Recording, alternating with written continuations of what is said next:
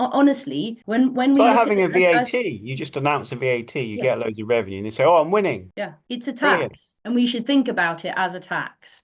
As Dario says, there's no evidence that the rest of the world is paying this in any significant macroeconomic sense. There's a few pieces of anecdotal evidence that Japanese and Korean car makers are reducing their prices. That'd be one way in which US businesses that are the direct payees of this tax might pass that back along the chain. But the import price indices overall are showing no evidence of the rest of the world cutting their prices to absorb this tax that is being paid by US importers.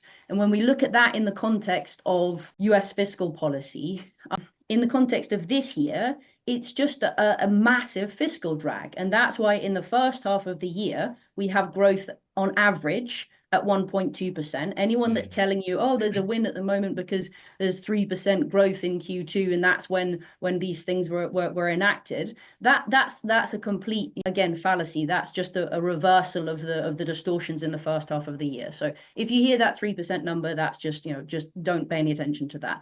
The first half of the year needs to be averaged, and on average, it's 1.2% down from 2.5% on average That's significant. in 2024, right? That's That's the significant. critical number that we need to be thinking Yeah. about And here, that's the right? uncertainty of the policies. Like that's less Yeah. hiring, it's weaker consumer spending, and it's weaker investment. And it's all coming from the massive uncertainty related to trade. I mean, these are direct effects that these policies have had on the economy.